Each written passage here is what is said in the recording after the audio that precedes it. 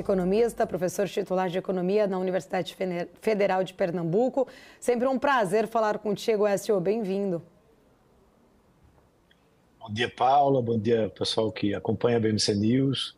Sempre um prazer também estar conversando, né, aí com vocês sobre o que está acontecendo na economia dos mercados. Écio, queria começar, né, puxando bastante o gancho em relação à política, né, a política que nos últimos dias aí tem ganhado bastante repercussão, principalmente naqueles assuntos, né, que acabam tangindo mais economia, mercado financeiro como um todo. Começando aqui a nossa conversa especificamente sobre reforma tributária, né? Apesar de ter toda uma discussão agora, de fato, né, dessa expectativa do texto tramitar mais regimentalmente dentro do Senado, até mesmo da possibilidade do governo tirar aquele prazo ali de urgência, determinando ali 45 dias para essa discussão, tentando se estender mais, até o próprio relator agora do Senado, o senador Eduardo, colocando ali a possibilidade de ter essas audiências públicas dentro das comissões, mas há, né, ali de fato muita preocupação e muita repercussão ainda sobre o texto aprovado dentro da Câmara. Eu queria a sua análise para entender quais riscos a longo prazo de se implementar uma reforma tributária com tantas isenções, tantas mudanças rápidas ali, inclusive, né, e qual o impacto da influência desse lobby na equidade aí da reforma tributária. Pois é, Paula, a gente todo dia vê uma novidade, né? Uma nova exceção que é criada e a conta vai ficando mais cara. Em que sentido? O IVA, né, que vai ser cobrado, ele vai ficar cada vez mais alto toda vez que você insere um novo grupo de privilegiados, por assim dizer, né, nessa reforma. A reforma, ela tem um objetivo muito fundamental, que é o da simplificação, é você poder reunir vários impostos federais, estaduais e municipais em dois únicos tributos que levam em consideração o valor adicionado, né, nas etapas de produção. Porém, quando isso é posto em prática, aí você começa a ver discussões de setores que eram privilegiados ou não eram privilegiados, alguns vão sair ganhando com isso, em geral a indústria sai ganhando com isso, o setor de serviços é o grande financiador, né, dessa reforma, porque ele vai pagar mais, o setor agropecuário ele já tem aí algumas exceções que estão sendo criadas, e dentro do próprio setor de serviços há também inúmeras exceções que também já foram criadas.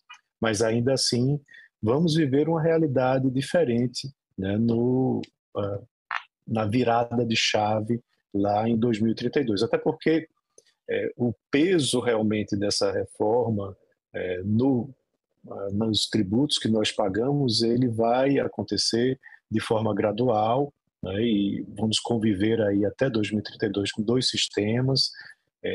E o que mais me preocupa é que você, ao trazer essas exceções todas, a alíquota termina sendo a mais alta do mundo, né? Isso já é praticamente comprovado quando você vai olhar a comparação com outros países.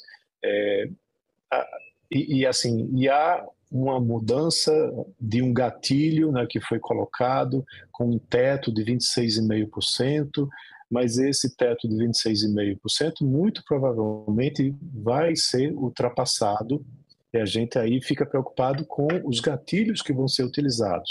Também com o imposto do mal, né, o imposto seletivo, como que ele vai ser cobrado, em que montante ele vai ser cobrado. Então, há setores que estão também reclamando em relação a isso. É um grande tumulto, né, que a gente está passando e, na realidade, seria bastante evitável se você não tivesse todas essas exceções, né? Se você tivesse apenas o sistema funcionando, implantado a partir de determinada data, com o IVA bem mais baixo. Aí esse IVA mais baixo, ele iria ter, claro, alguns setores que iriam pagar mais, outros iriam pagar menos, mas todos, no geral, iriam pagar menos. Aliado a isso, também deveria se conduzir uma reforma administrativa para que o tamanho do Estado fosse menor, para que, consequentemente, o IVA também tivesse um percentual menor. Então, isso preocupa, né? Eu sou um defensor da reforma tributária olhando para a simplificação, né? Há estudos que comprovam que você tem um crescimento do PIB mais elevado quando você faz essa mudança e simplifica a forma de tributar. Os investidores estrangeiros passam a entender melhor como funciona o sistema tributário. O contencioso tributário ele deixa de existir também, os inúmeros penduricalhos, né, e regimes especiais deixam de existir, porém a gente vê um Congresso que está sendo, como eu diria assim, muito maleável e aceitando muitas exceções, né, para que esse sistema seja implantado. Provavelmente a gente vai ter a necessidade de uma nova reforma daqui a alguns anos, né? E é sempre aquela coisa, de todo jeito, né? Essa reforma nunca é a melhor reforma, a próxima reforma vai ser melhor, mas a gente poderia ter evitado já, né, esses problemas. E ainda tem outros problemas, né, como jabutis. Você tem aí já a antecipação da reforma sobre a renda, né, em determinados itens que estão sendo colocados aí dentro da reforma, né, como, por exemplo, a tributação sobre a transmissão de bens, né, de fundos, e aí o mercado vive hoje uma incerteza muito grande, né? Você fazer um planejamento de investimentos, né, um planejamento familiar, está muito difícil, né, durante esse período de inúmeras indefinições. Também tem, por outro lado, o próprio governo federal querendo arrecadar mais para tentar cumprir a sua meta fiscal, onde, novamente, redução de despesas a gente não ouve falar, né? Saiu agora, depois de muita pressão, né, uma revisão dos benefícios que vai ter um impacto somente no ano que vem, mas realmente redução de gastos com a reforma administrativa, como eu já mencionei, até agora nenhuma. São vários pontos, viu, Écio? Você trouxe ali várias questões importantes aqui para a gente se aprofundar, mas eu fico me perguntando, inclusive acho que todo mundo se faz essa pergunta, há estudos, né, inclusive ali de diferentes, até mesmo o Banco Mundial já fez essa conta, colocando de fato qual vai ser o peso desta isenção da carne na alíquota do IVA final ali. Há estudos que colocariam, de fato, que o Brasil passaria dos 27%, né, que seria, então, a maior carga ali do mundo. Porém, tem esse teto, que foi colocado de 26,5%. Como que a gente vai chegar a fechar, né, equilibrar essa conta? Será que apenas esses outros setores, tem gente colocando ali, alguns tributaristas, até com quem eu conversei, colocaram que talvez esses setores que foram inseridos além ali naquele imposto seletivo, principalmente os veículos elétricos, alguns outros que têm uma carga mais arrecadatória, de fato, ele compensaria, esse 1% a mais, ele compensaria esse benefício, por exemplo, para as carnes, né, com tributo zero. Como que a gente vai conseguir, de fato, chegar a essa trava, ou se corre um risco, de repente, lá em 2033, quando de fato, efetivamente, começar a valer, a gente ter que fazer aí uma revisão e, de repente, correr o risco de tirar essa trava dessa PEC? Ou melhor, desse projeto, né, não da PEC.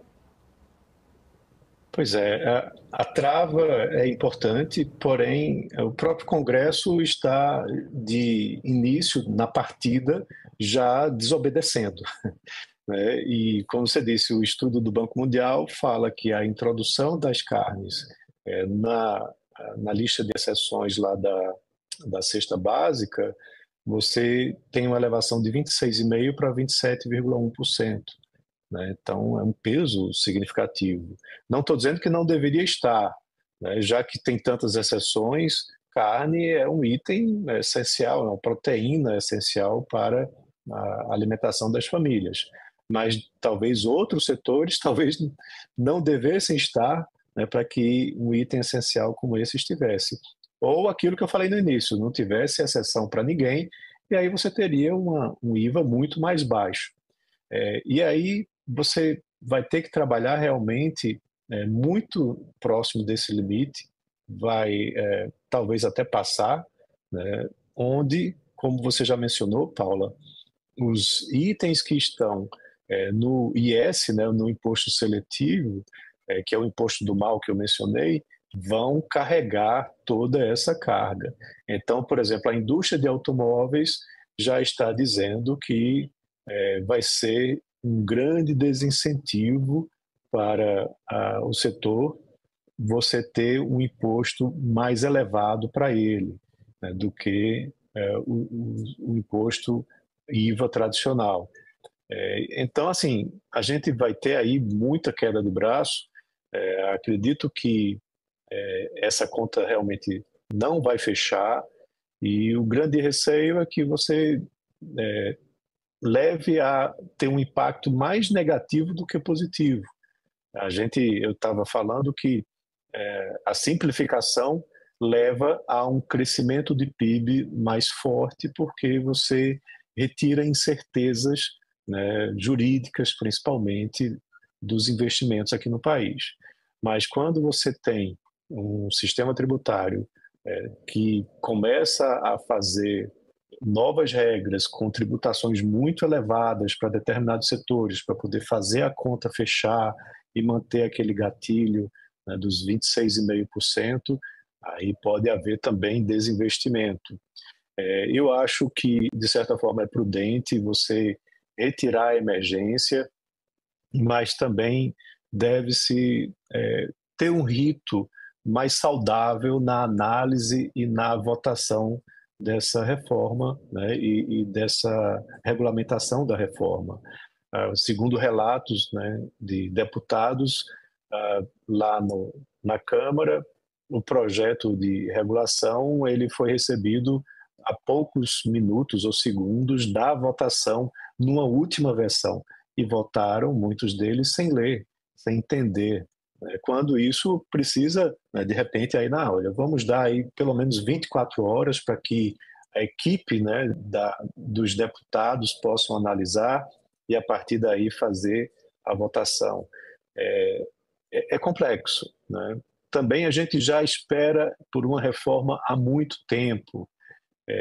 Todo jeito, ela é importante, porque no caminho que nós estamos andando, o crescimento também é mais baixo. Mas, como eu disse no início, alguns vão pagar a conta.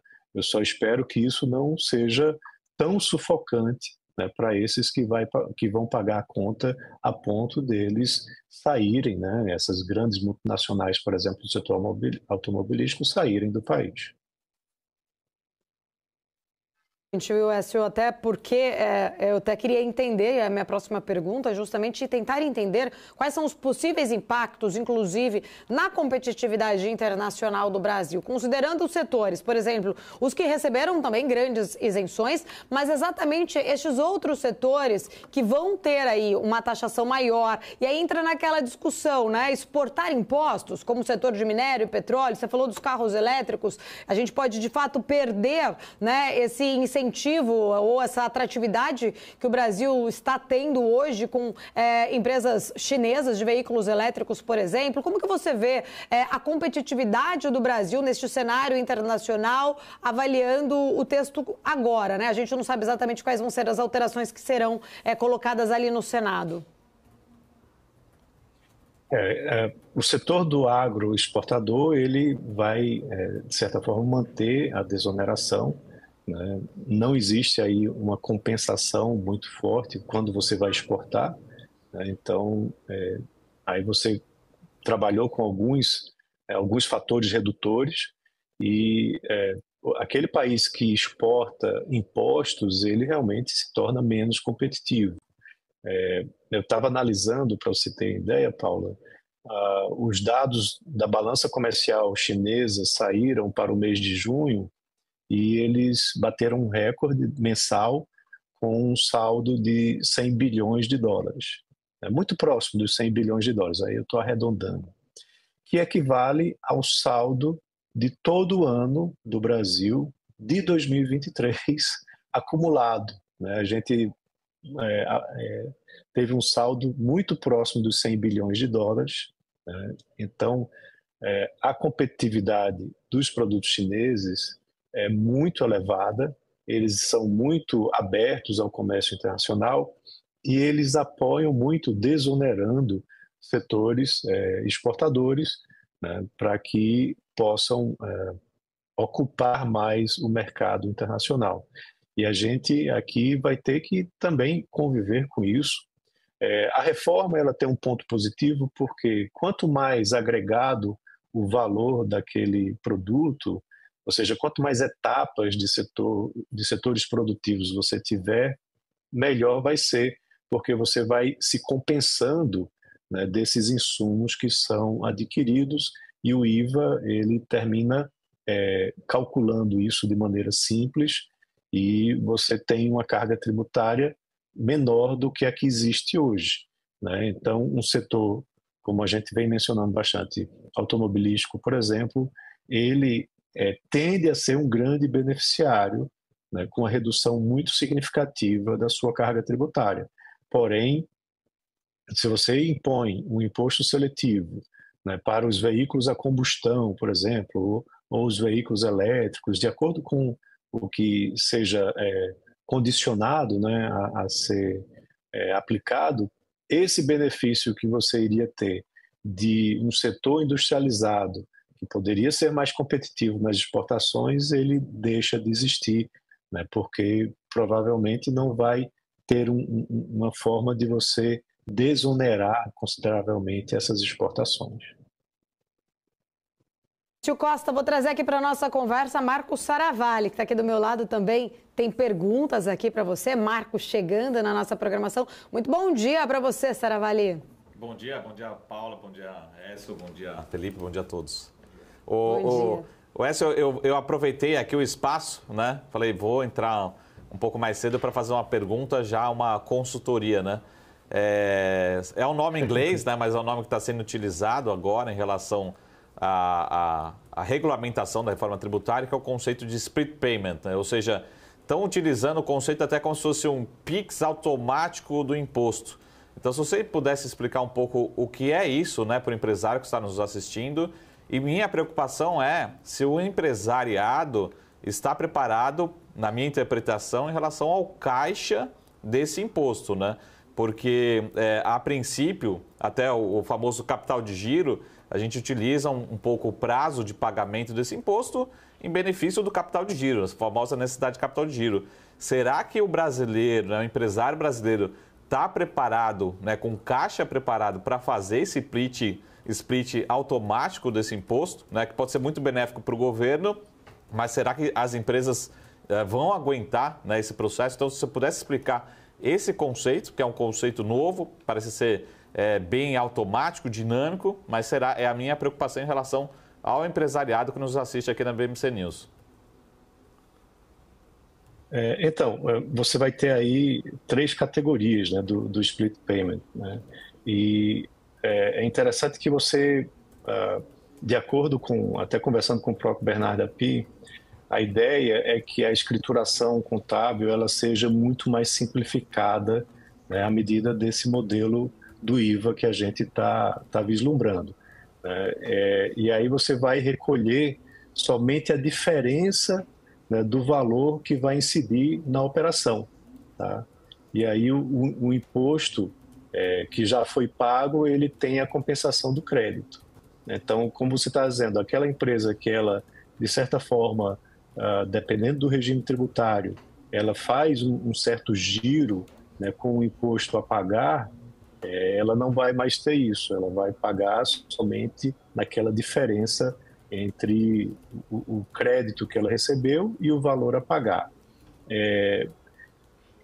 Como eu falei, de acordo com o Bernardo Api, há até uma iniciativa, isso, claro, é uma fase de transição até 2032, mas vai simplificar muito a vida do contribuinte, da empresa contribuinte. Ela vai se creditar daqueles insumos, né, que vieram, né, das aquisições que foram feitas, e vai pagar o seu valor da diferença né, dos dois impostos, né, do IBS e do CBS. Tá? É uma novidade, isso já é utilizado lá fora. Aqui a gente ainda vai se acostumar com esse sistema. Mas a ideia é que realmente simplifique muito a forma de você calcular impostos. O que preocupa muito é, de repente, para empresas do setor de serviços, porque elas não têm essa compra de insumos, ela trabalha mais com mão de obra, e aí para determinados subsetores, né, dentro do setor de serviços, essa carga do IVA vem cheia, né? Então há aí muito lobby de algumas empresas de alguns setores, né, para que você tenha algum fator de redução, como a gente viu acontecendo aí recente. Écio Costa, bom dia para você. Sempre um prazer